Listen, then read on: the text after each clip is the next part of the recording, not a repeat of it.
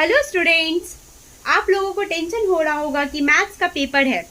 चलिए आपके टेंशन को खत्म करने के लिए लेते हैं मनोज सर से टिप्स। मनोज सर, आप ये बताइए एग्जामिनेशन हॉल में बच्चों को कैसे पेपर डील करना चाहिए, खासकर मैथमेटिक्स के पेपर में।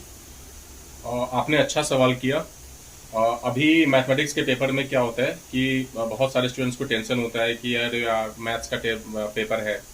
तो आपको इस टेंशन को आपको ऐसे हैंडल करना है कि सबसे पहले तो आप एग्जामिनेशन हॉल में जाएं और मतलब बिना टेंशन लेते हुए। ठीक है, टेंशन तो होगा ही, लेकिन आपको कम मतलब आपको टेंशन हैंडल करने के लिए कुछ मैं टिप्स बता रहा हूँ। तो आप एग्जामिनेशन हॉल में आप इंटर कीजिए, करने के बाद आराम से बैठ जाइए, आपको फिर पानी वगैरह पीजिए और अपने आप को रिलैक्स महसूस कीजिए। ठीक है, और उसके बाद जब आपके पास पेपर आए तो आपके कुछ टाइम तो आपको मिलते हैं जो पेपर देखने के लिए। तो आप उस पेपर को देखिए और देख के घबराना नहीं है। हो सकता है पहला ही क्वेश्चन डिफिकल्ट हो सकता है पहला ही इजी क्वेश्चन हो, लेकिन जनरली डिफिकल्टी क्वेश्चन देते हैं ताकि देते हैं, लेकिन आपको उसको हैंडल कैसे करना है। तो आप वो डिफिकल्ट क्वेश्चन देख के आप घबरा जाते हो और आपका माइंड हो जाता है ब्लैंक।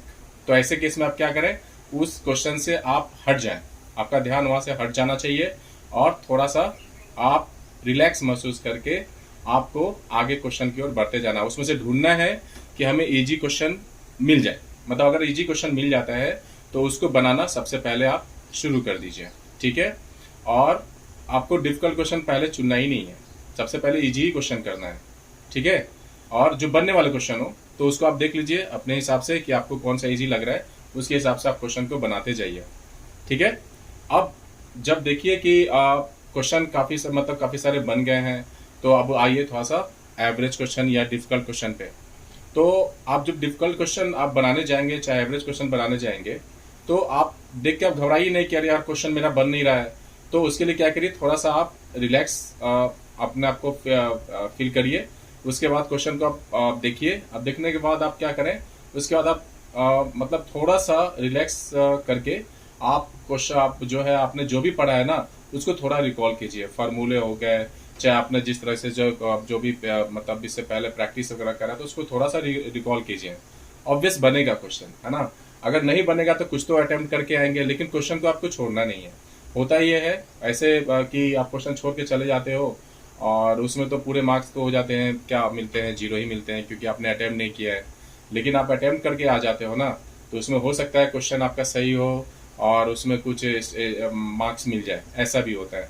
उसके अलावा कुछ स्टूडेंट्स गलती ये करते हैं कि क्वेश्चन तो बना मतलब वो सॉल्व तो कर देते हैं, लेकिन अब उसको क्या करते हैं, क्रॉस कर देते हैं। मतलब उसको कहते हैं ना, वो सिंपल लैंग्वेज में कि कट कूट कर देते हैं और पता चलता है आने के बाद पता चलता है कि अच्छा कि वो क्वेश्चन तो सही था।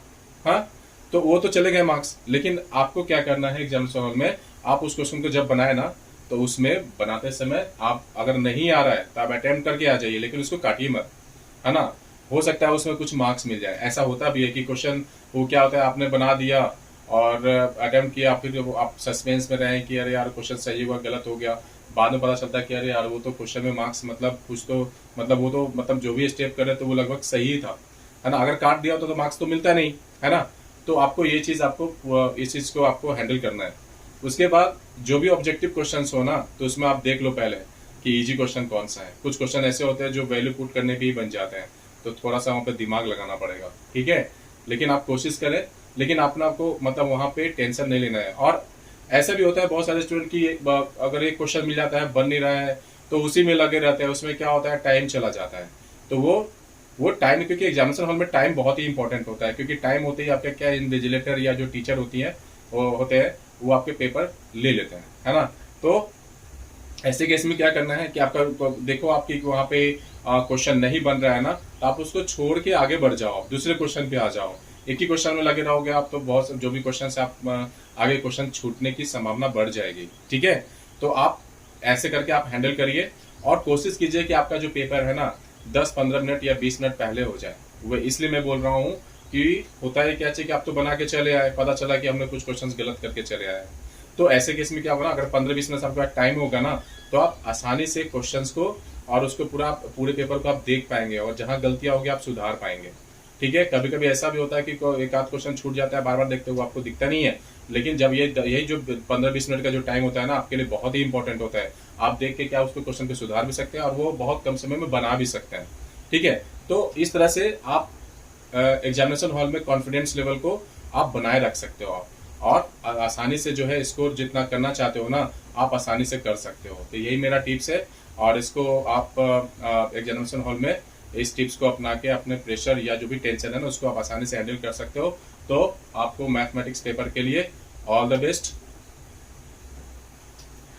थैंक यू सर, आपने बहुत महत्वपूर्ण जानकारियाँ स्टूडेंट लोग को दिया, इसके लिए आपका बहुत बहुत धन्यवाद। और स्टूडेंट से मेरा निवेदन है कि आप सर का चैनल ज़रूर सब्सक्राइब करें और लाइक करें, और इसी तरह मनोज सर आपको महत्वपूर्ण जानकारियाँ देते रहेंगे। धन्यवाद।